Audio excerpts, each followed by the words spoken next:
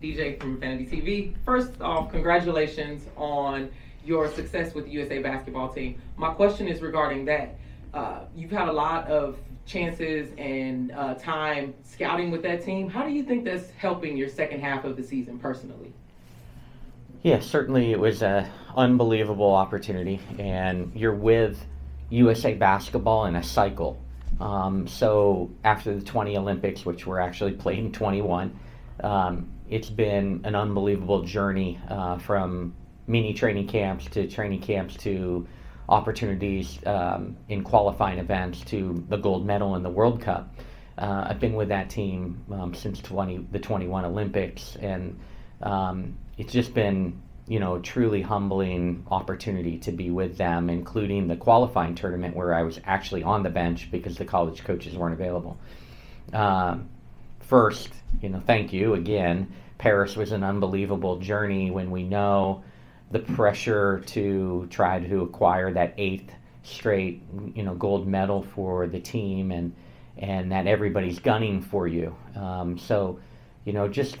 was an incredible experience. I've really enjoyed collaborating and working with Cheryl, and then the other head coaches. Mike Tebow and I have a history together of when we were, when I was in Connecticut and in some of those epic battles in that 19 finals. So just being around coaches all the time, the head coaches, and understanding the collaboration that went behind the scenes was remarkable. How it translates back to the league is you learn, you pick up things that Cheryl or Mike or even the collegiate coaches, and Tanisha, right, with Atlanta, was in the same role as I was. So, you pick up things, you pick up tendencies, you pick up terminology that could help our team. And in the 48 hours that I've been back, I've changed some of our terminology that I think makes things easier. So you're never, as a coach, I don't believe, ever not learning. I take pride from 17 to 22, those 6 seasons. We won the most games in the league in Connecticut.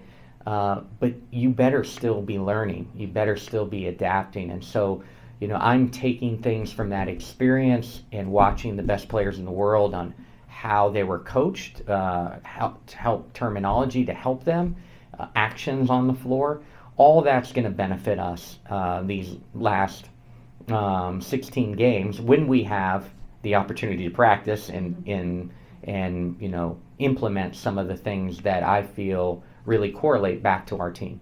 Sorry for the long answer. No, that's great. What's going on, Sparks fans? It's the one and only DJ Treacy Trees, and welcome back to another episode of The Spark, my personal fan commentary podcast for the LA Sparks. That clip that you just heard at the beginning of this show was Coach Curt Miller. And my question that I asked him in the press conference in the first game back from the Olympics, where the Sparks fell to the New York Liberty 103-68. You can already feel the vibes of what I'm about to say, Sparks fans, based on the title of this episode. They are my Sparks, and I'ma stick by them. I'm going to make a strong message out to the people here because we knew that the Sparks were already in a rebuilding year. Any team who loses their generational MVP, as we did with Nneka Ogwumike, and she went to the Seattle Storm, we were going to then have a storm because you have to rebuild a team. The team was built around Nneka and Candace Parker and all the success that they had here.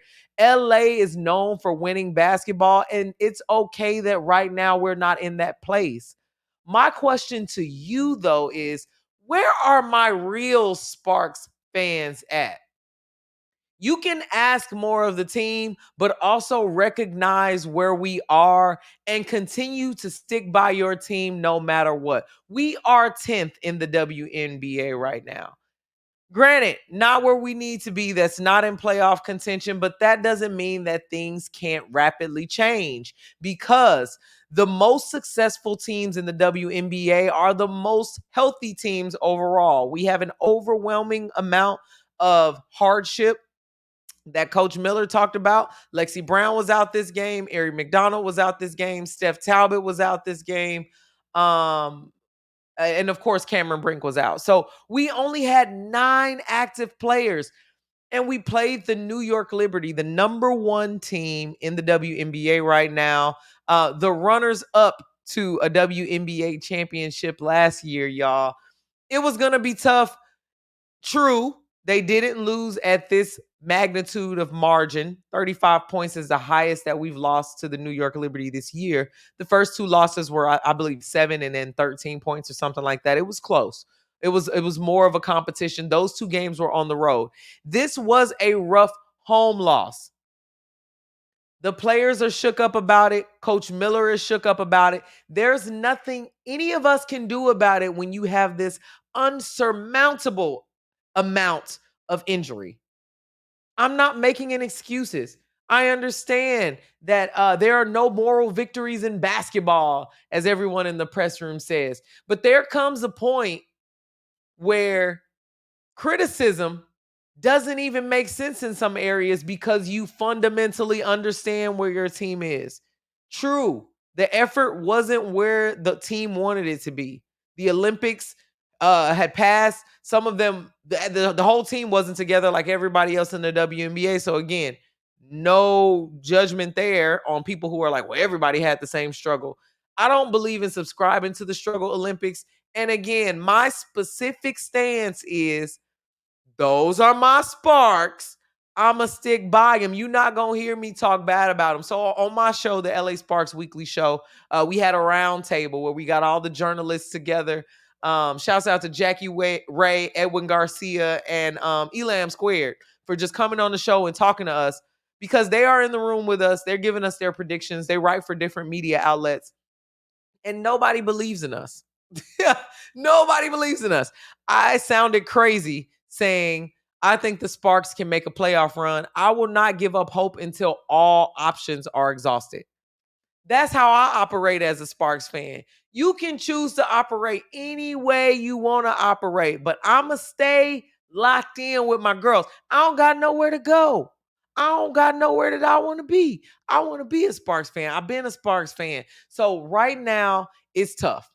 We having some bad years, but there are terrible franchises who haven't had the years that we've had, to be honest. Let them rebuild. Give them time. Stop all this Coach Miller crap. He just helped scout to a gold medal.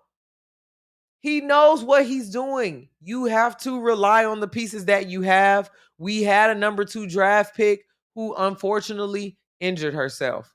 So we would have been in a completely different place if we had had a Cameron Brink, a healthy Lexi Brown, always praying for Lexi Brown's recovery and her return back to the W. No rush, do what's best for you, sis. We understand. We are interested in you holistically, want you to be healthy and successful and prosperous. That's my take. That's my take. They asked me who I thought would be the star of the second half of the season. I said Zia Cook. Because I believe she's a winner. And when winners get put in positions like this where they're the only option, they show up in a different way. She still got that South Carolina in her. She got that dog in her. She gonna show up. That's just how I feel. We saw Ray Burrell show up in the New York game. Rickea Jackson. She was so ashamed of this 35-point loss that she didn't even want to talk at the press conference. And that kills me because this is a part of the process. If you're ever going to be successful and win at something and go and work towards something that matters, you need to feel moments like this.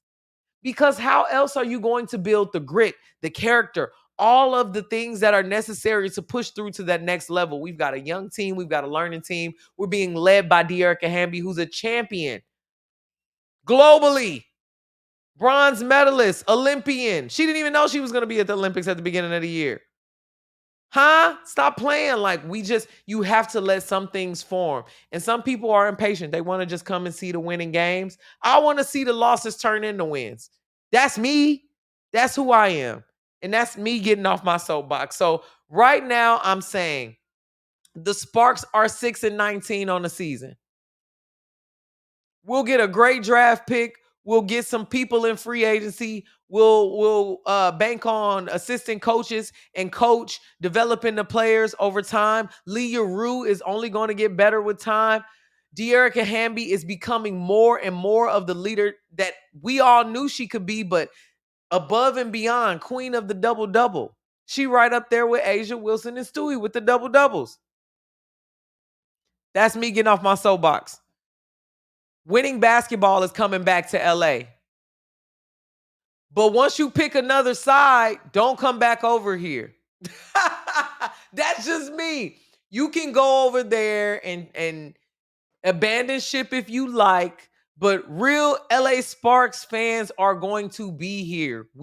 That is what we're here for. Good and bad. We're going to go out and see the girls. And with that being said, tomorrow is Saturday. We play the Chicago Sky. I will be in attendance. Not only shooting my show, but my wife is coming out. We're going to make it a date afternoon. And then on Sunday, we're going to be at the SWV concert. So if you're in LA this weekend, there's a lot going on, y'all. My voice is crazy right now. I sound like Oscar the Grouch, but I was hollering last night. I got to interview Robin Thicke on the LA Sparks Weekly Show. Which if it drops by now, I will link in the comments, but I'll make sure I go back as well. So just check the comments. I was in there talking to him. That was cool. We got to talk to a lot of players. Sanaa Lathan was in the building. Trey Young was in the building. It was good vibes.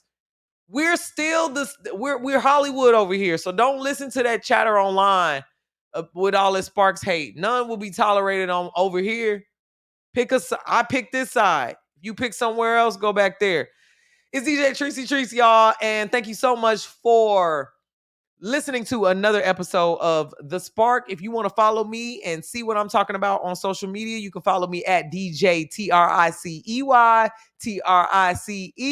I will see y'all soon. I'll definitely check back in with y'all on Sunday night. If not, I will post from the road because I'm headed to DC for a podcast movement. Of course, I'm in a podcast. Listen to the pod. Tell people about the pod. The link is in the description. Y'all have a good rest of y'all day. Great weekend. And of course, go Sparks.